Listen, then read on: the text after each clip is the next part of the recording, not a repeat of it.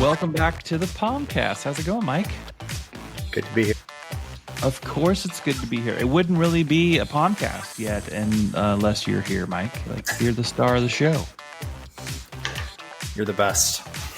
POMCAST episode 4. People are really loving this content because, the audience already knows this. It's watched the first, even if they're watching the short clips that have come out of the first 3 episodes. Finally, somebody's making content that isn't just laying on the surface. And today, we're actually going to make some of those multifamily folks even happier, because today's episode primarily focuses on multifamily paid media lead generation.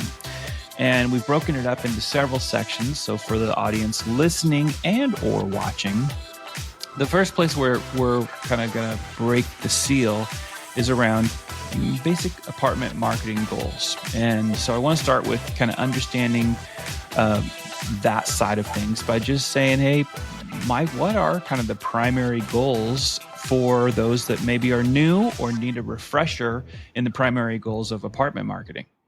Absolutely. You have obviously apartment communities, townhomes, build to rent communities all have the same goal. They want to lease their community and be full as they can. Typically, the occupancy target that most properties try to go for is 94 to 96%. And then when they are at that level, they can increase rental rates and kind of increase the profitability of the community.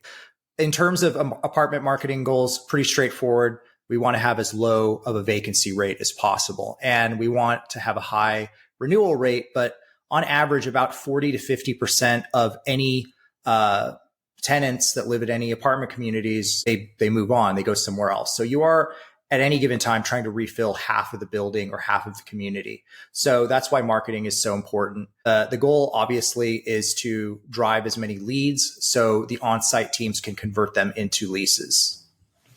Mm-hmm. Very interesting. I want to go also into individual property versus internet listing service. There's obviously some things that people need to know there. So could you break that down a little bit in terms of the difference there?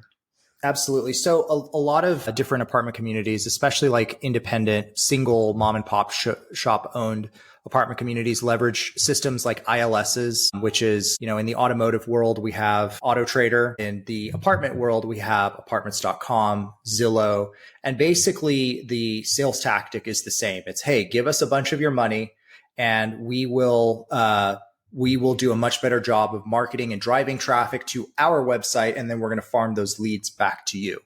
Obviously, that's a strategy that has been around for a very long time. Back when we worked together about 15 years, Auto Trader was like the biggest thing, and now it's not. So this is something that is still a pretty strong investment for a lot of communities. And sometimes it makes sense to invest somewhat in apartments.com, but for most apartment communities, you can absolutely market for yourself through Google Ads, through Microsoft Ads, YouTube, the whole gambit. And the benefit of going direct to yourself versus ILS is that at least you are controlling the traffic. It's coming to your website. It's going into your system, your CRM, and you're not dependent on a third party that can essentially shut off your traffic or leads at any time. The other benefit is you can remarket to that traffic. If you're driving traffic straight to your website, you can follow up with them with banners or video remarketing. So that's why if you're going to make an investment of, say, $1,000 and you're choosing, hey, do I just give this to apartments.com and they can drive traffic and leases for me? Or do I drive traffic directly to my website through Google Ads, Facebook, through SEO? You definitely want to drive that traffic directly to yourself. And the reason why is, say, apartments.com driving traffic to their website for any properties in the Austin area, you're not going to be the only property there. So you don't want to be spending money to promote your competitors' projects, which is essentially what these types of internet listing services do. Are there thoughts around doing a hybrid where you're doing a little bit of both, or is it, sometimes one or the other? I know you referenced a little bit of like Auto Trader as an example in the automotive industry. On this side, in multifamily, How common is it that people are actually combining both of these? I would say it's pretty common to do a bit of both, and that's fine. I, of course, am very biased as a digital marketing guy. I think that all the resources would be better spent with us, but in some markets, it makes sense to do a little bit of both. It's kind of like a media buy through a website where people are looking for apartments. So it's not like the traffic is not valuable. But in terms of traffic quality, the traffic you drive to your own website for someone looking for a one-bedroom apartment downtown Austin is going to be far more valuable than a visit that I get from apartments.com or Zillow after they've seen a bunch of different competitors and whatnot. Very interesting. So there has to obviously be some maybe preferable, you might use the word best, but certainly most ones that you might recommend or things that people need to be aware of around marketing channels, specifically for multifamily lead generation. Would love for you to kind of maybe explore a little bit of some of those channels that you find to be more effective. Absolutely. And then perhaps even detail a little bit of why you think they're successful. Yeah, for sure. The way I think about driving traffic is where can I drive the highest quality traffic in the most controllable way? So the highest quality traffic that any website is going to get is organic traffic, which either comes through a Google business profile, through the search results. Yeah, that's just the highest quality of traffic. It tends to convert about 3x better than everything else. So that is a very important channel for driving leads. But obviously, SEO takes time. It takes time to build momentum. There's a ton of competition. You have everyone trying to rank for the exact same keywords, including those ILS websites that people give so much money to so they can compete with you from an SEO perspective as well. Because of that, obviously it's good to have both SEO and paid media. So on the paid media side, I would say that the most valuable traffic that you can drive, and there's a lot of different campaign types and traffic types you can go with, definitely Google search would be number one. You can still not beat the value of someone going directly into Google and saying, hey, I'm looking for a one-bedroom apartment in Midland, Texas, or downtown Austin. That's someone that's raising their hand. They're saying, hey, I'm here. I'm looking for this now. And obviously, you have the ability to control the keywords that you're selecting. You can go super general and go for someone that's very vague in their search, like apartments near me, or you can actually spend your budget investing in the keywords that are closely aligned with your product. For instance, luxury one-bedroom apartment, downtown Austin, or something like that. After Google search, and it's kind of another ad format, you have the standard search ads. Then what we really like to use is call only. Call only is a really awesome channel that we've been using ever since launch of the company. And basically it gives the customer the ability to call, and that's the primary call to action. It's a big phone number. It only targets you if you're on a cell phone, and you can also visit the website, but most people click to call. And the reason why that's super important is the number one source for lead generation for pretty much any industry we work with is the phone, much more so than it is the form. So if you're giving the person the opportunity to just go straight to the action that they're going to take anyway, and 73% of apartment traffic is mobile. So obviously a phone call is the most natural conversion event to happen. So call only is an awesome complement to standard search campaigns. After that, I would say the next level that we love to use is YouTube. And what's really cool about YouTube is you can target YouTube with keywords now. So for instance, in the past, YouTube was really thought of as just very top of funnel, awareness only, not super value from an actual ROI standpoint. But that's really changed over the last few years. Google has enacted something called custom intent lists, where you can take your top performing keywords and target people on YouTube that just did that search. About 75% of people don't click on ads in any given search. So that means that most of the time, 3/4 of the time, you are losing that opportunity to engage with them if they don't click on your ad or if you're not ranking for that keyword that they looked for. So a way to stay in front of them at a very low cost is to target those keywords to YouTube. So if they don't click on your ads and they continue their search, the next time they do a cat video watching session, your ads can be present. So it's a super relevant way to go after someone. It's much better to leverage the keyword data that is coming from the potential customer live than to go with an audience signal like, hey, I think they're foodies or movie people or whatever. There are a lot of different ways you can target your audience. keyword targeting is still definitely one of the top categories. And then, of course, you can layer in all these other cool audience types like remarketing or similar audiences in YouTube. So there's a lot of really cool stuff. But the reason why I'm talking about it so much is CPCs for Google search and call only go up about to 22% every year, and they have been reliably for the last 6 years. YouTube CPCs are substantially lower. So if you have an average cost per click in New York for a one-bedroom apartment, you can get that same traffic for $1 or half of the cost. So you're driving a lot of traffic. And I would also say if someone watches a 15-second video and then goes to your website, that's someone that's really engaged. I feel really much more engaged through video than I do through a standard text ad, even though text ads drive the most ROI. The value of that impression through video is super high. So that's why we really like YouTube. We like remarketing as well. Something that we don't do a lot of right now is display, which is, banners targeted against kind of audiences that you think would convert well for you. Everyone that is interested in real estate in a 20-mile radius or 10-mile radius. The reason why we don't like doing that very much is because there's a tremendous amount of bot traffic on the display network right now. So when we do banner advertising, we really like to leverage remarketing data from people that have been to the website. Let's stay in front of them with a banner. You can obviously do that through YouTube as well. But those would be the top categories of traffic.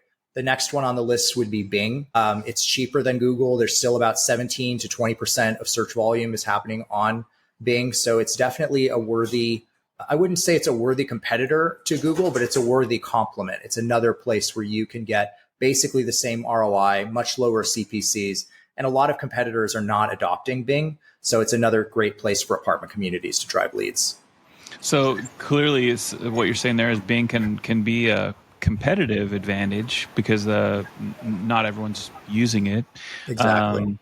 But would you also say that's probably for people that have budgets that are robust enough that you can actually play with these additional channels? So prioritizing, you already mentioned, with Google and your favorability of call only ads, which is great, and great insights on YouTube as well. Obviously, when you can have access to the acquisition of traffic at a lower cost, but obviously YouTube owned by Google, it's so many of the same people traveling in between those sites, that extremely valuable. So Bing, great piece as an additional, like it can be a very competitive, nice competitive advantage, but also one where if you have a limited budget, you may not introduce Bing. Yeah. Great question. Okay. I would say that the threshold where Bing I would consider would be properties that have a budget greater than $5,000. What you don't want to do is spread your budget too thinly across a lot of platforms. That's what we see a lot of people doing. A lot of our competitors will have kind of all-in-one packages that'll get you a little bit of Facebook, a little bit of Google, and some Bing. But most of the lead performance tends to come from the search campaigns on Google and Bing.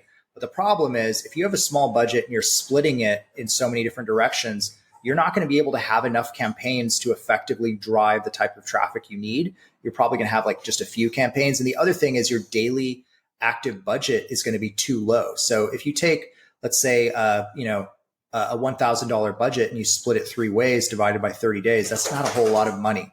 You're much better off kind of getting to a good level of spend. So you have on the low end, $30 a day to ideally like $150 a day on Google. And the reason why is the data that you're going to get is going to be a lot more continuous because your uptime is going to be much more continuous. You're going to get campaigns that optimize much better. Not surprisingly, the Google platform likes larger budgets. Smaller budgets sometimes can struggle a little bit on Google in terms of managing that airtime all the way throughout the month. So that I definitely recommend for most communities. If you have like a small budget, let's say anything under $5,000, keep it all focused on maybe 2 platforms at the most. Do not focus on Google and maybe a bit of social and wait on Bing or YouTube until you have maximized that investment and maybe have a little bit more to go. What would your recommendation be in that same part of the conversation in terms of budget? And let's just stay with, you've got a right now $5,000 monthly budget. Would you advise somebody to go with let's just say they choose Google as their primary search engine based on your recommendation, and they're going to do maybe that secondary channel in that budget, would you say that they should probably allocate part of that budget then into social, or is that where you guys would go? Or would you say YouTube before social? In my opinion, I favor the Google platforms much more than Meta's platforms. And it's nothing against Meta. They just really had a tremendous amount of scrutiny put on them for basically the last 4 years, where essentially it was alleged that, evil foreign actors influenced our election through Facebook. And as a result, basically every administration has gone after their targeting abilities. On Meta, we used to be able to target people based on the office that they were in, like in a building or in densely populated areas. We could target by income level, gender, all of these other things. And you can't do any of that now.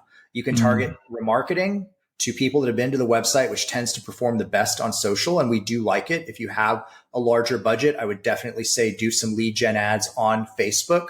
But the issue is, and again, I'm not talking against Facebook. I wish we had some better targeting, and I hope that we get some better targeting back for housing. But currently right now within Facebook, there are some very restricted audiences that you can go after. And if they catch you using something like first party data or something like that, they will actually restrict your account. So there's just a tremendous amount of restriction right now in the targeting. And within digital marketing, it's so important, especially within apartments, where you have two people doing a search for, one person is looking for a $1,000 studio and one person's looking for a $5,000 studio. So they're both going to search for apartments near me. So you need to be able to leverage audience exclusions and all sorts of other things to basically tell Google, hey, this search is more of what we want based on the product that we have to offer. And you just don't have that ability with Bing as much as you do with Google, with YouTube. Bing, Meta is just a lot more restricted. Hopefully that changes. We like it a lot more for auto and for other channels where there are less restrictions, but the restrictions are definitely an issue. Mm-hmm. Thanks for sharing on that. Similar, but moving a little bit into YouTube. What kind of targeting capabilities exist there? Can you speak a little bit to what they can be, looking forward to and the abilities within YouTube? And then also, I'd like to know your thoughts on content creation, because I'm sure that there are people that are thinking, okay, well, who's going to make it? What type of content should we be making if we're going to go into the YouTube environment? But there's a handful of different ways that you can advertise inside of YouTube. Right. So love it if you could share a little bit about that. Right. I mean, you can buy banner space within YouTube. That's great. That's not what I would recommend doing. I would recommend doing pre-roll video, 15 to 30 second videos, and just kind of touching on content first, because it is so important. There's a couple of different options. There's the good option, which is we hire a company, pay them $3,000 to $5,000 to do a shoot of the building, the amenities floor, the gym, the grill area, the rooftop deck, all the reasons why someone would want to be there, shoot a few floor plans that are staged. That's always great too. And then you have this big, basically reel of footage that you can slice and dice into different short mini commercials. So you can take a piece of that rooftop deck, add it with kind of a front card of a specific price concession that the community has, and then just some lifestyle shots with voiceover or something. That's the best case scenario where you have footage to basically edit into mini commercials. The less good option for people that don't have the ability to do that kind of video is to leverage YouTube Video Builder, or there are many other tools where you can put basically certain slides in for the text you want to say. You can do voiceovers or have some kind of narration. You can put in music. Usually it's a little limited in what you can go with, but you can kind of make a reel of images that kind of looks like a video, and it works. It's nice, but it's obviously better to have higher quality shooting. In terms of targeting, and this kind of this is just kind of Google targeting as an option. Targeting lever number one is keywords. That's the highest level of intent. It's I'm looking for this thing. So for YouTube, you have keyword targeting. That tends to be the best. The other one is remarketing. I've been to the website before, and you created a remarketing audience for everyone that looked at the 2-bedroom floor plan page or the townhomes page, and we're remarketing to that person and following them around with videos across the web or banners. Then you have interests, right? And this is where it gets super just vague. And this is where it tends to not work out as well. It's where people that are interested in housing, architecture, foodies, film and art, like all of that stuff, that is all of us in some degree, right? So it's very imprecise. That type of targeting for interest targeting or contextual targeting, where you're targeting people that are on, say, a specific lifestyle page for, a specific publication, you're just guessing a lot about what that person's intentions and upcoming buying behavior is going to be. So it doesn't work as well. However, that is a huge audience that is leverageable in display and in YouTube. And that's what we tend to recommend. We recommend that you maximize the better audience targeting features before you go over there, because there's so much search volume and there's so many people that have been to your website that if you opt to not remarket to someone so you can target people that are interested in politics, you're really leaving that low-hanging fruit to kind of die, and you're not going to be able to capture it because you're focusing at the top of the funnel instead of the bottom of the funnel. Mm-hmm. Yeah, that makes sense. One last bit on content creation. Obviously, you guys are more than capable, and your bread and butter is around the advertising piece, campaign setup, management, getting all the best results possible. Do you guys also offer assistance to clients that need help with content creation? So we don't do shooting, but we will do the editing. Typically, clients that have video have the footage. And once we agree with what we want the mini commercial to look like, we can kind of splice it together. But we don't have teams that go on site, unfortunately. So if they need to capture, you guys would probably make a recommendation like, hey, these guys can help you. And then if you guys need to help edit and cut, okay, that's great. Yeah. That's good to know, because some people, they might know how to actually get a shoot done. If not, knowing that you guys could make a recommendation of like, here's how you get that done. When it's done, you can send over, raw clips to our raw files to us. We can help you guys get that all put together. I think that's incredibly important. Obviously within the YouTube environment, content is still king. Isn't that a crazy thing, Mike, after all these years? I know. Micro content seems to be, Just since following TikTok. Following our evaporating attention spans. Yeah, I know. And literally killing all of our attention spans in the effort of, I don't know what, but as it relates to, businesses, and in the case of multifamily, of trying to utilize all these different advertising channels and opportunities, there's something to be said for the short form stuff as well as the long form. And when they're looking for, solutions or people that can provide them, that's why I wanted to find out what you guys would recommend on that. I wanted to, go ahead. Just kind of a last topic on that. Like, it's good to have different lengths running, because typically you're going to get the best first engagement with a shorter form piece of content. And what you can do within YouTube that I also love is something called sequences. So for instance, let's say you have 3 different versions of the same video. One's 15-second teaser, one's 30 seconds, and then the other one is like 2 minutes long. What you can do is leverage the first wave of creative for the short form against everyone, and the people that watch it all the way through or engage in any way, then you serve them the second one or the third. Typically, people tend to skip after about 20 seconds, no matter what. So you want to make sure that most of your footage is below that threshold. If possible, it's going to convert a lot better. Okay, good. Good to know. I want to also circle back. You mentioned a few minutes back on keyword and intent categories. I wondered if you would speak a little bit more and break down. I know that there are multiple categories, and within the apartment world and multifamily world, I'm sure it's similar to other industries that you guys serve as well. But I think it would be helpful to kind of hear that breakdown of where those categories are, and perhaps maybe if you would recommend that $5,000 budget, how much they should play, if they have bigger budgets, smaller budgets, how that factors in of what you guys would recommend in terms of those categories.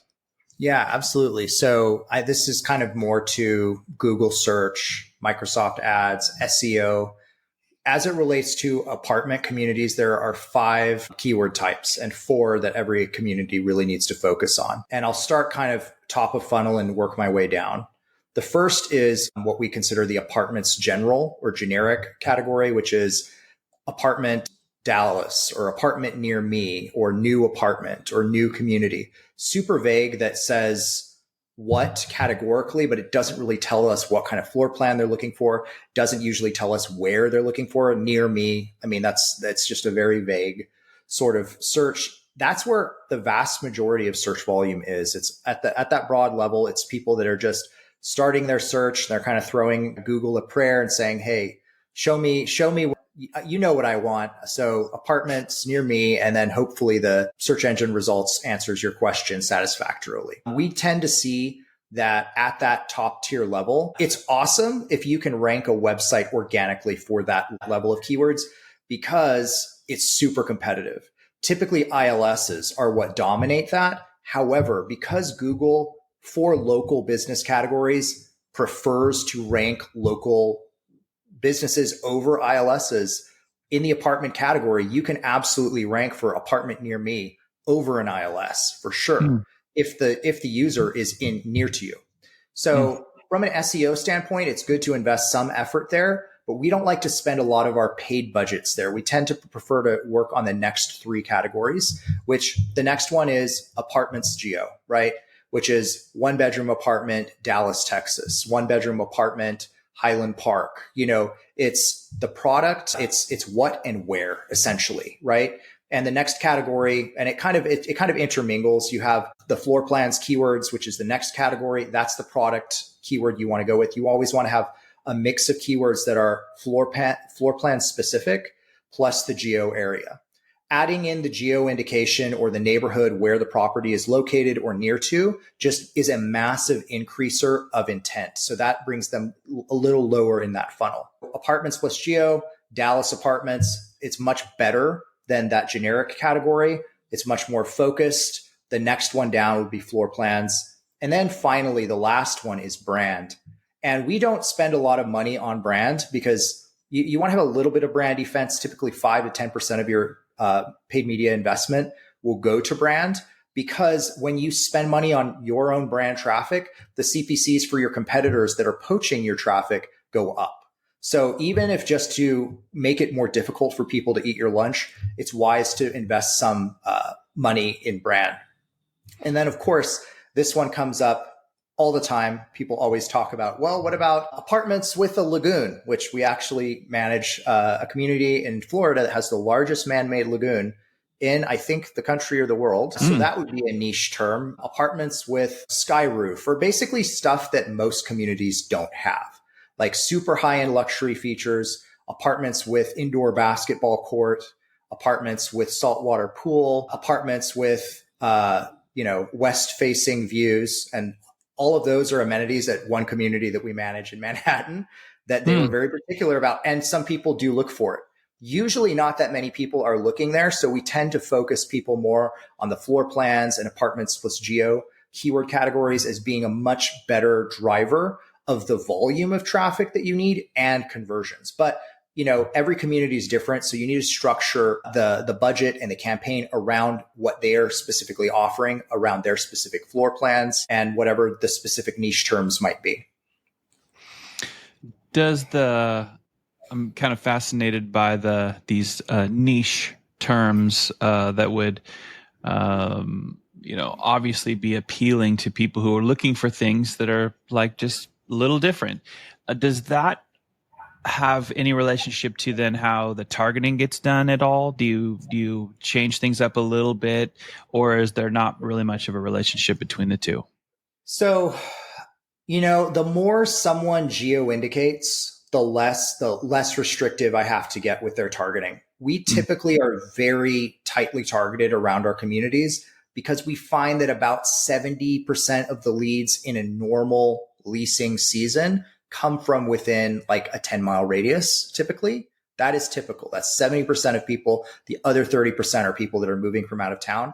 That massively skewed for a short period of time after COVID, where literally the entire country basically relocated twice. A ton of people came to Austin. They moved into one building, then they moved into the one that they're going to be staying in for a few years. So in that, you definitely want to be open to targeting people that are outside of your area.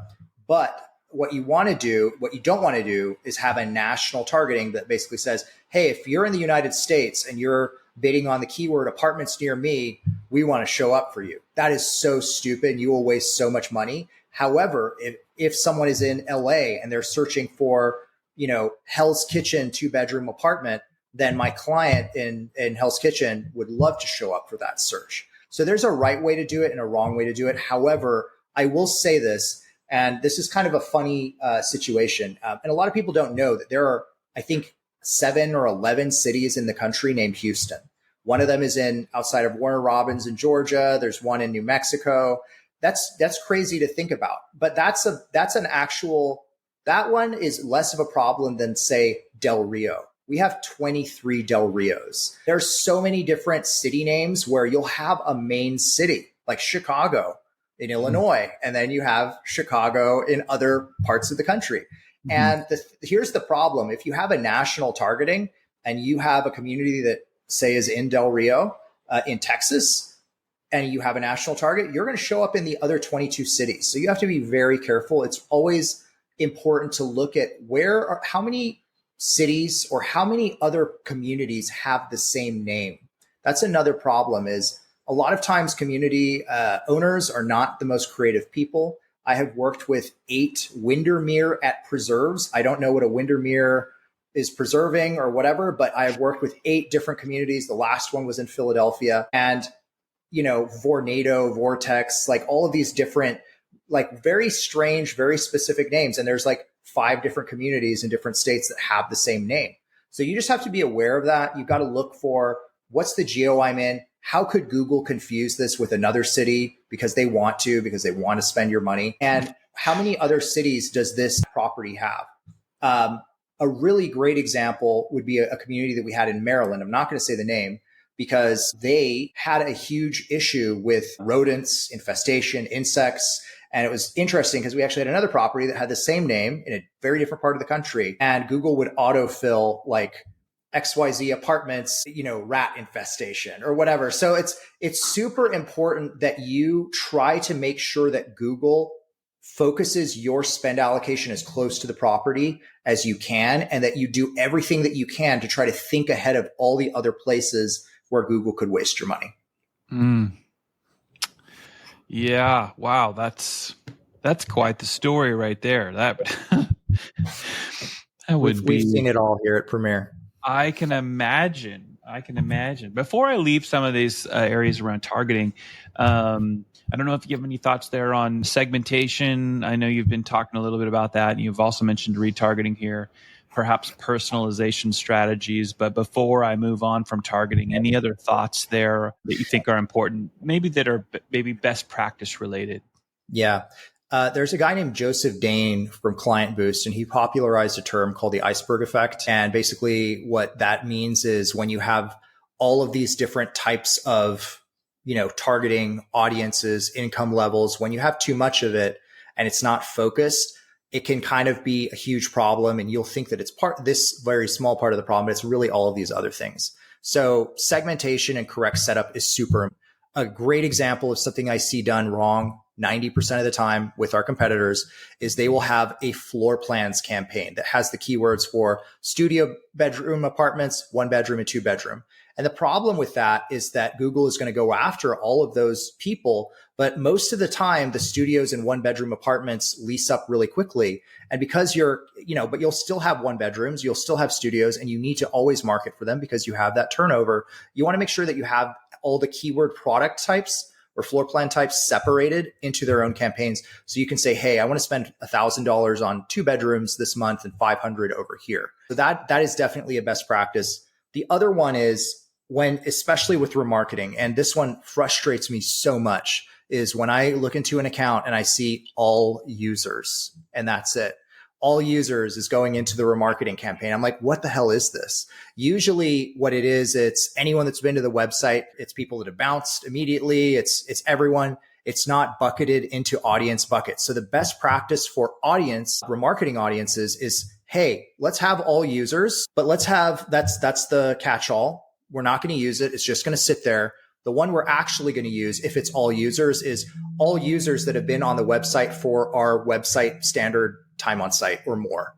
which is typically about a minute and a half. So meaning you're not going to remarket to people that just left the website. You could set a much lower threshold, maybe 30 seconds. Some of us search websites really quick, but you want to have a time threshold in there that says, we only want to stay in front of people that have been on the website for 30 seconds or more. So that's one area of qualification. And that would be massively helpful. But you're going to also want to create an audience for converters. Anyone that fills out a form, a chat, or clicks on a phone call, you want to make a bucket for converters, because you can import that into your Google Ads account, and you can basically take that audience and say, hey, Google, other people that are like this converter category, we want you to find more of them.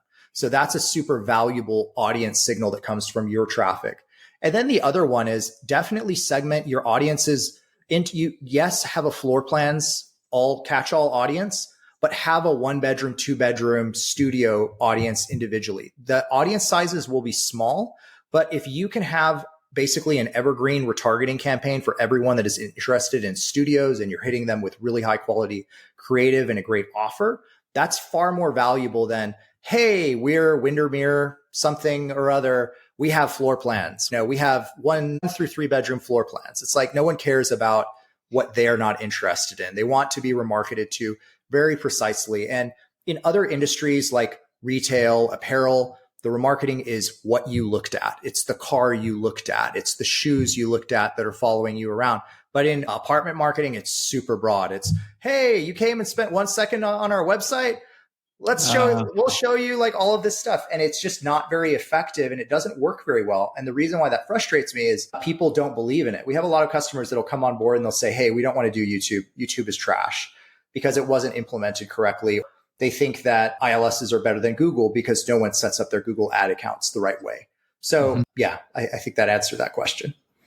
Yep, I think so. Yeah, that's fascinating. So I want to ask you a little bit about KPIs for, I guess, property managers or people in multifamily.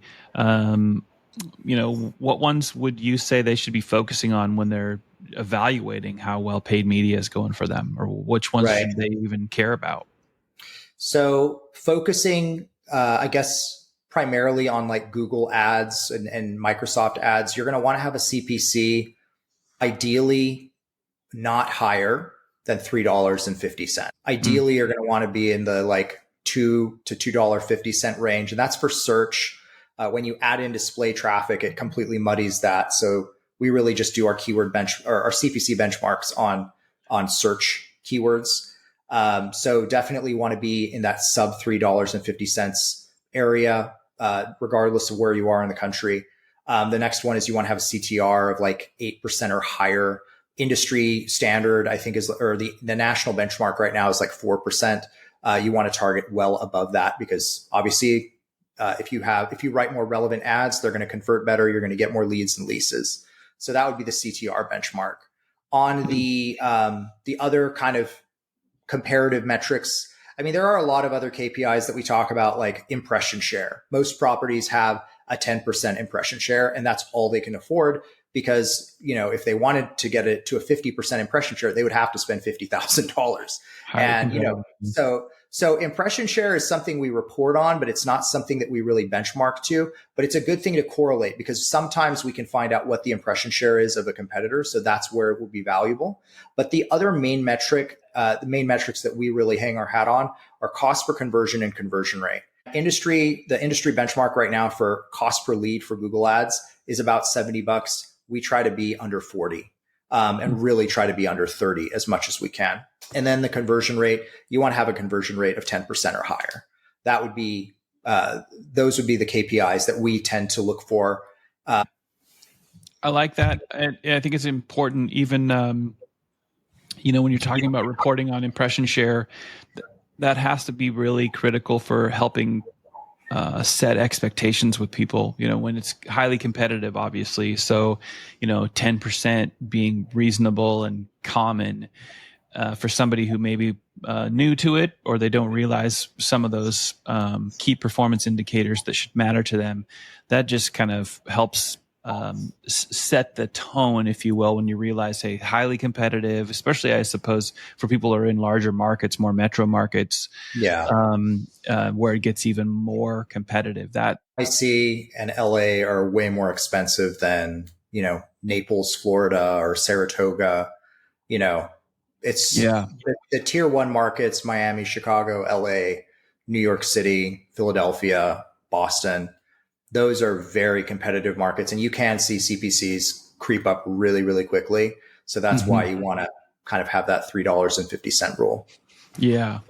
I want to circle back. I just have a couple more questions for you. This has been very, very helpful, illuminating. But at the top, I forgot I wanted to ask you, how would you recommend or how would you tell people to balance that need for quick, occupancy while maintaining, a rent at the level that you want? Obviously, if you're the Right. business owner, you want that rent as high as you can get it. But how do you balance that need for quick occupancy and keeping the rents where you need them to be and want them to be?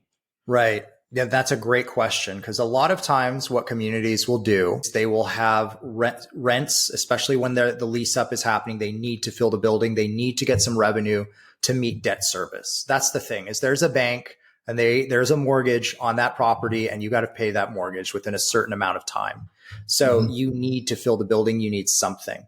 But the part with apartments that is complicated is pricing varies all the time. And you need to make sure that you are competitively priced for the product that you have to offer.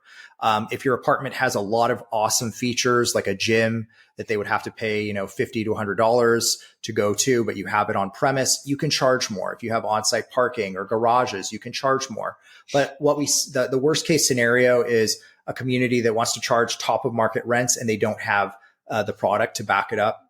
But in a lot of lease up situations, a lot of communities will just get as many people in there as quickly as possible, and they'll double the rents next year. But the problem that creates is you basically have two lease ups. You first got all the people in, and then you're having to replace them. So it's a very fine balance. You want to price as competitively as you can without shocking people when their renewals come around. So basically there's two different stages of property, right? You have occupied, which is where they're, 90% plus full. And then you have a lease up phase, and they have different rules.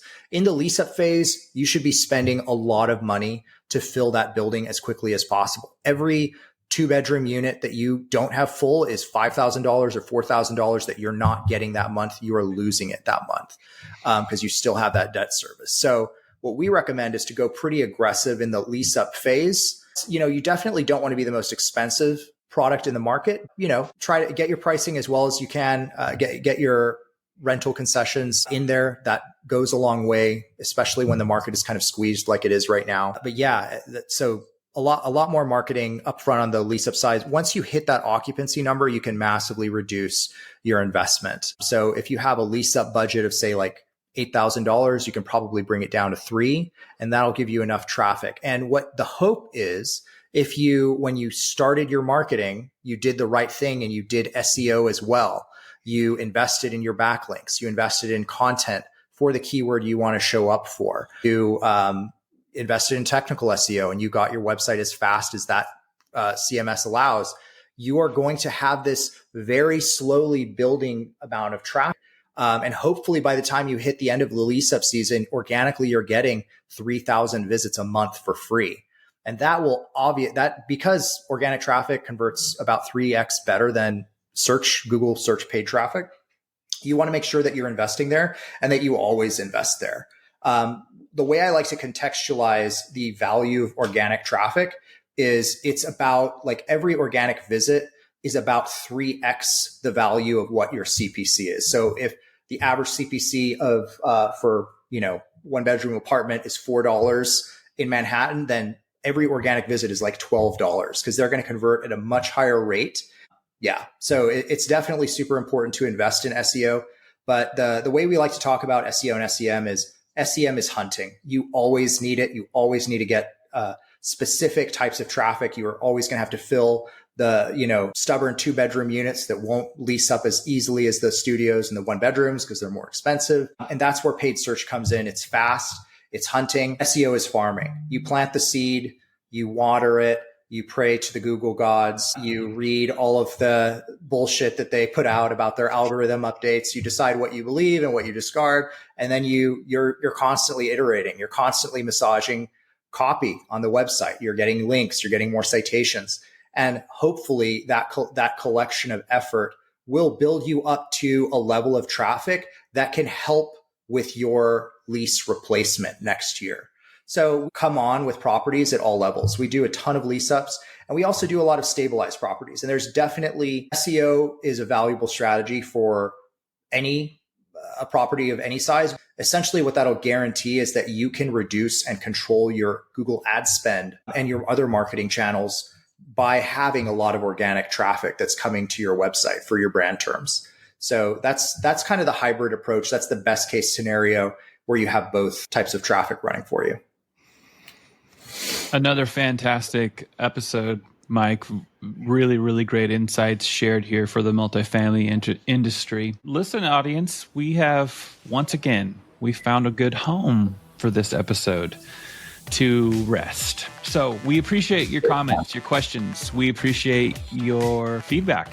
So please feel free to share it, especially if you're consuming this over on YouTube. Drop a comment. You can actually reach out and let us know what you think of this episode in ways that give us insights and kind of our feedback loop of the things that that resonate with you and that you want to know more about. So don't hesitate to engage with the content and let us know what you're thinking. If you're over there on YouTube, like and subscribe to the channel, and so you'll know when we're dropping new episodes and other micro pieces of content. And thank you for tuning into the POMCAST. We'll be back real soon with another episode. Thanks, John. Thank you, Mike.